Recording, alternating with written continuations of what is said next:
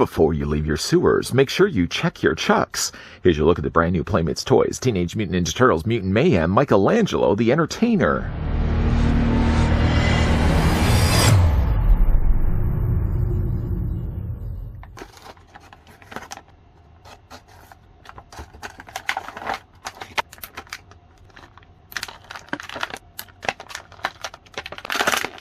Mikey's the comedian. Too bad his brothers don't think he's that funny. He might not be the best at ninjutsu or waking up on time or even hygiene, but you can always count on Mikey's positive attitude. Now, before we party down with Mikey's posability, I'd like to first thank the folks over at Playmates Toys, that's another P, who did provide this sample of the brand new Teenage Mutant Ninja Turtles Mutant Mayhem Michelangelo that we could have a look at in this review. I'm also going to bring in the rest of the brothers because we've already had a look at now 3. Mikey's going to be the 4th. But in the meantime, though, let's grab the tape measure just to see how tall Michelangelo stands. He seems the smallest of the lot. He's only about, in this case, 4.5 inches in height. Or the figure's about 10 or 11. Maybe he's about 11. We're going to stick with 11 in this case. The figure's 11 centimeters in height.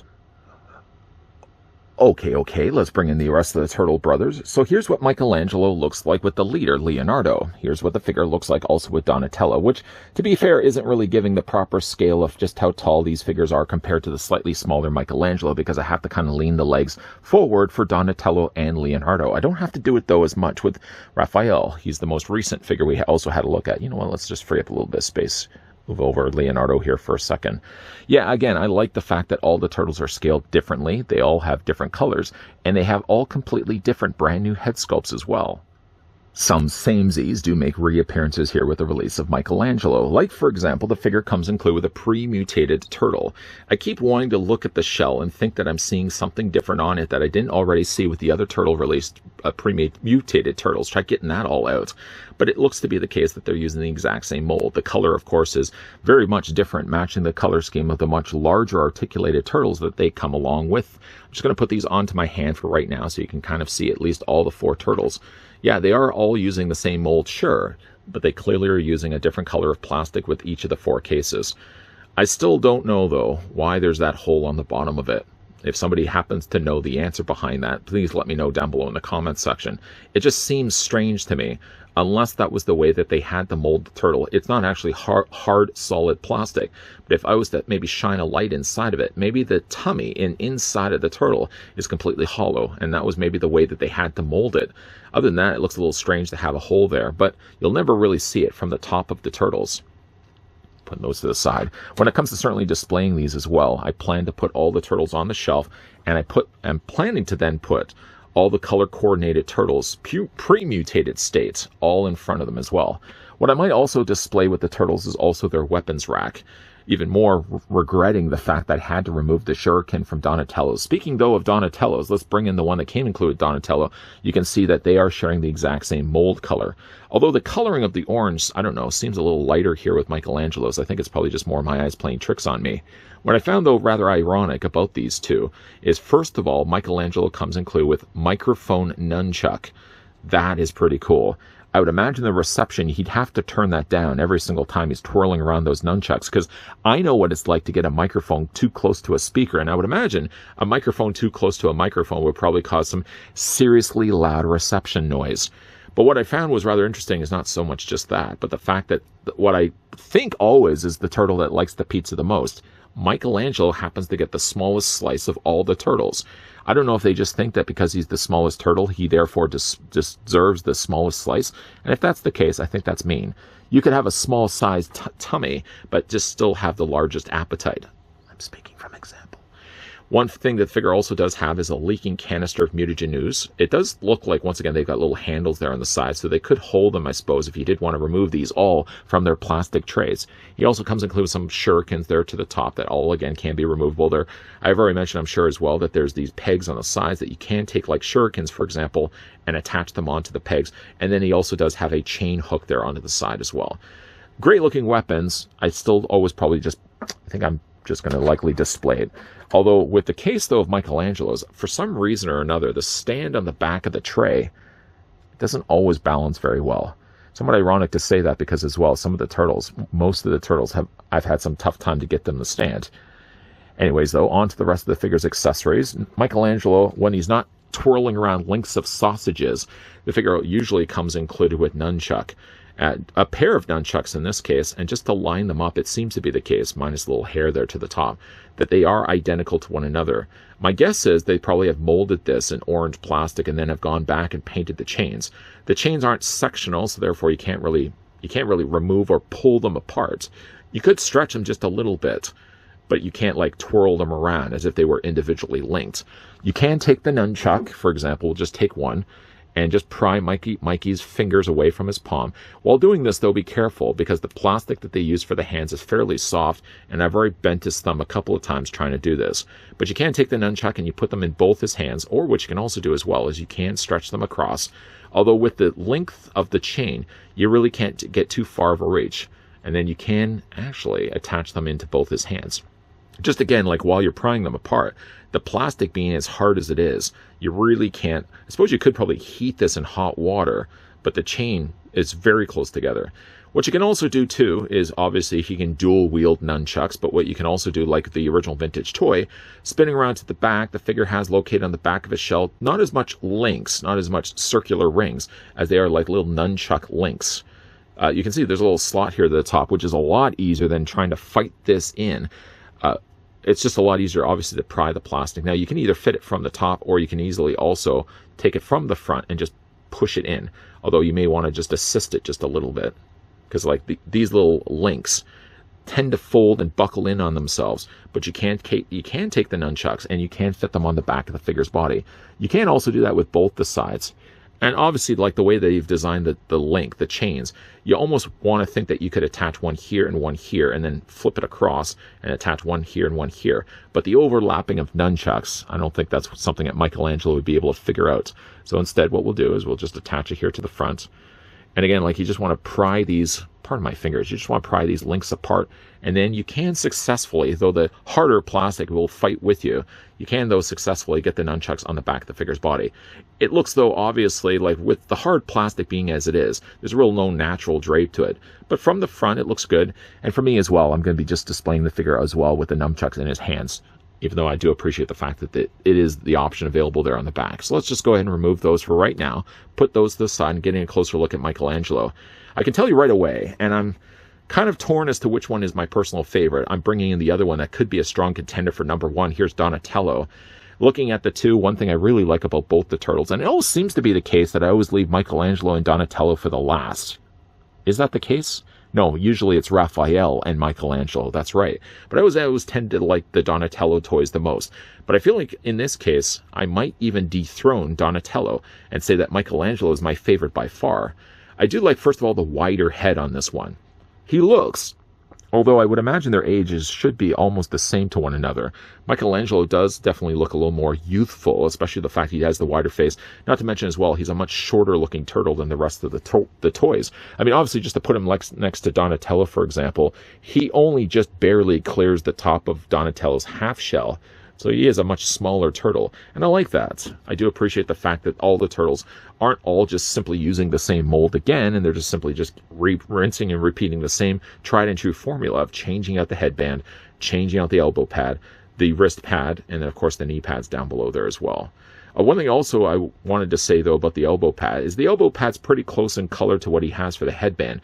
The headband is a fairly pale-looking orange. I don't know if it's going to be this pale, though, in the movie. I feel it would be a lot brighter than what we actually get here for the toy. But the actual wrist tape that he has seems like it's a little bit more of a darker orange. He does also have, like all the other turtles, a little M there on the front. No, not that all the other turtles have little M's on the front, but they all have the little letters on the front to indicate exactly who these belts belong to. And we know by the fact that there's an M here on the front that this belt belongs to Michelangelo. Has a nice little silver bit of finish there on the side for the belt buckle, and of course that wraps around to the back, where of course you can store all the two.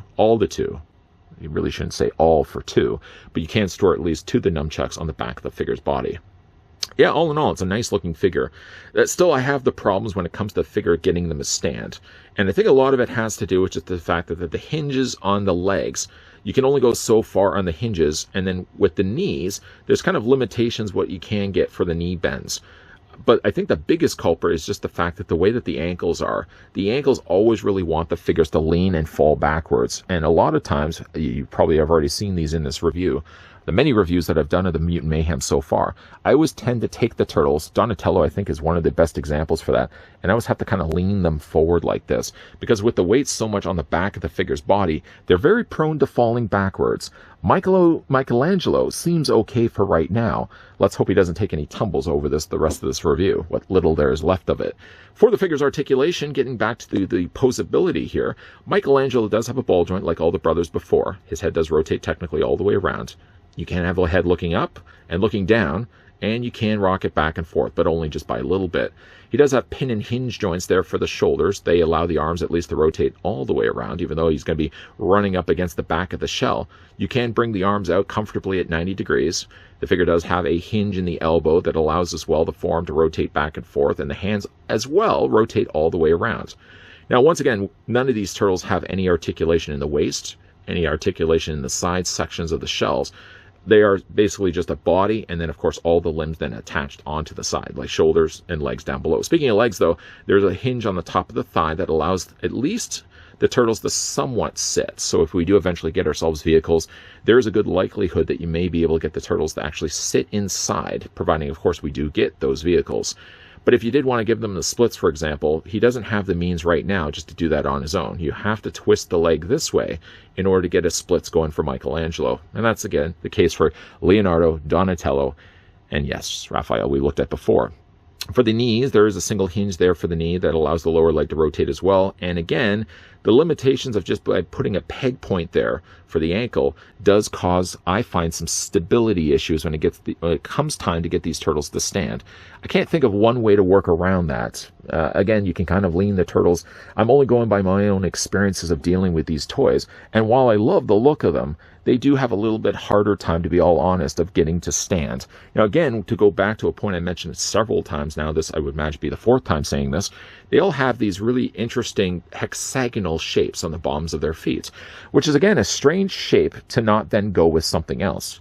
I thought, for example, maybe they might release display stands or something like that, but seeing that the fact that the turtle toys have already not come included with display stands, there's a very unlikelihood that they're probably going to be releasing display stands later on, like an accessory pack. Maybe they plan to use those unique pegs with either like bases, like headquarters, maybe even like play sets. Maybe that's the plan that Playmates has in place. Wow, that's a lot of P's. For those hexagonal display stand pegs on the bottoms of the figure's feet. Either way, though, love the look of this line.